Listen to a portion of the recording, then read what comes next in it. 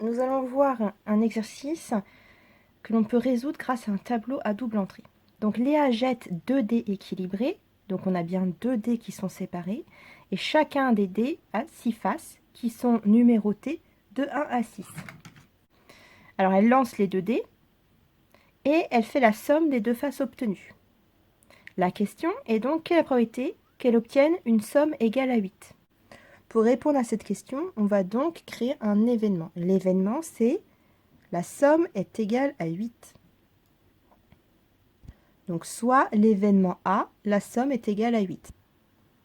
Donc on définit toujours l'événement sur sa copie. Donc maintenant, on va calculer la probabilité de A. Pour cela, on va donc créer un tableau à double entrée. Pourquoi? Parce qu'on a 2 dés qui chacun vont afficher des faces.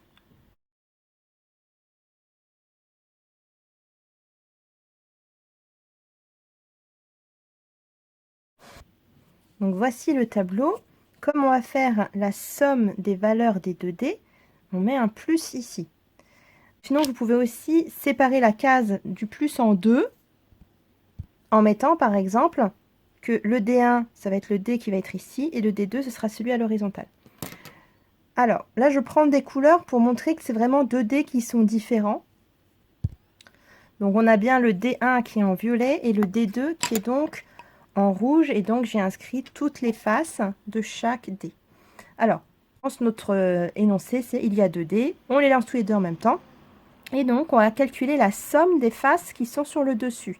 Donc là, je vous conseille de mettre en pause et de remplir votre tableau. Alors, du coup, je viens de le remplir. Donc, on va essayer de comprendre cette case-là, par exemple. Ça veut dire que c'est la somme de la valeur obtenue sur le D1, donc 2, plus la somme que l'on a obtenue sur le D2, 3, et 2 plus 3, ça fait bien 5. Voilà. Alors, P de A, donc A, c'était donc j'obtiens une somme égale à 8. Donc, on va regarder partout où l'on a obtenu 8. On remarque que c'est ici. Il n'y a pas d'autre 8. Donc, on compte le nombre de fois 8 que l'on obtient dans notre tableau. Et en l'occurrence, on l'obtient 1, 2, 3, 4, 5 fois. Et une probabilité, on sait que c'est le cardinal de notre événement sur le cardinal de oméga. Donc, la probabilité de A, c'est donc le cardinal de l'événement sur le cardinal de oméga. Le cardinal, ça veut juste dire nombre. Donc, du coup, on voit combien de fois apparaître le nombre 8. Eh bien, on voit apparaître 5 fois. Et il y a combien de possibilités au total lorsque l'on a 2 dés à 6 faces? Alors, sachant que le dé est équilibré, on a autant de chances d'avoir chaque face, d'accord. Donc, toutes les probabilités sont équiprobables.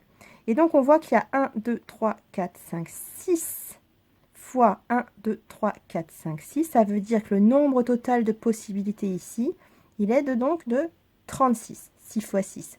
Donc, sinon, vous comptez, 6 plus 6 plus 6 plus 6 plus 6 plus 6. Bon, 6 fois 6, 36.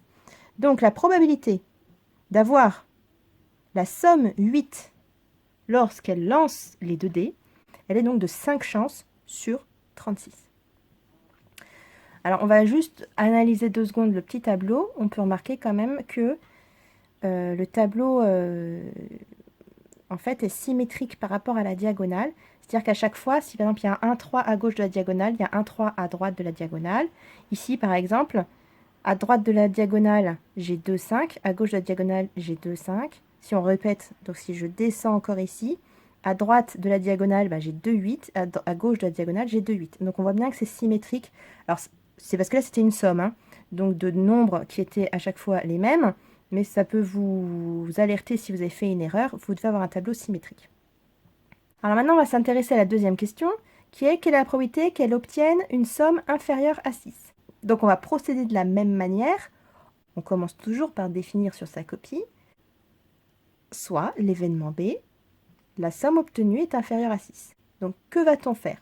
En fait, on va regarder notre tableau, on va compter le nombre de possibilités où on est inférieur à 6. Donc inférieur, c'est-à-dire strictement inférieur à 6, donc on ne compte pas les 6. 1, 2, 3, 4, 5, 6, 7, 8, 9, 10. Donc on a 10 possibilités sur toutes les possibilités qui sont 36.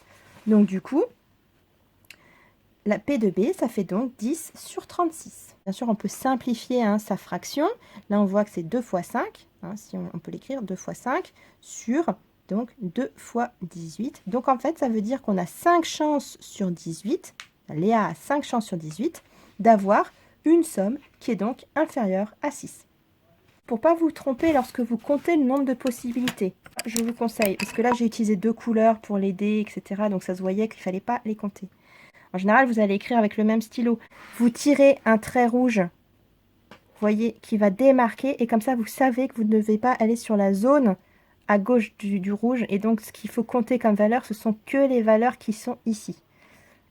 Donc, ce qui est juste à retenir, quand on est en niveau 3e ou en niveau seconde, la seule chose à retenir, c'est que quand on voit qu'il y a une somme alors qu'on lance des dés, le plus simple, c'est de faire un tableau à double entrée et d'écrire toutes les possibilités qu'il y a et après de compter. Donc par exemple, qu'à probabilité d'avoir un 3, on voit qu'il y a 2 3, donc il y a 2 chances sur 36.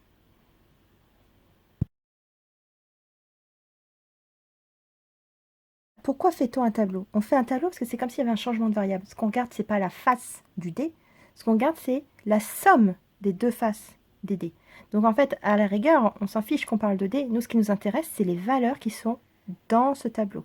C'est comme s'il y avait un changement de variable. Ce qui nous intéresse, en fait, x, notre variable x, ça compte la somme des 2 dés. Et donc, en fait, nos 2 dés, la somme des 2 dés, elle va donc de 2 à 12. Donc, on pourrait ranger ça dans un tableau, dans une loi de probabilité. On pourrait ranger ça dans un tableau, dans une loi de probabilité, et donc se dire, quelle est la probabilité d'avoir un 2 On voit qu'on n'a qu'une seule fois un 2 dans notre tableau, donc c'est 1 sur 36. Quelle est la probabilité d'avoir un 3 Eh bien, on voit qu'on a 2 chances sur 36. Quelle est la probabilité d'avoir un 4 Eh bien, 3 chances sur 36. Ensuite, 4 chances sur 36. 5 chances sur 36. 6 chances sur 36. Et ensuite, ça redécroît. Donc là, il n'y a plus que 5 chances. On l'a déjà calculé tout à l'heure, mais c'est 5 chances sur 36 d'avoir un 8. 4 chances sur 36 d'avoir un 9. 3 chances sur 36 d'avoir un 10. 2 chances sur 36 d'avoir un 11. Et 1 chance sur 36 d'avoir un 12. Et je rappelle que la somme de toutes les probabilités, ça fait toujours 1.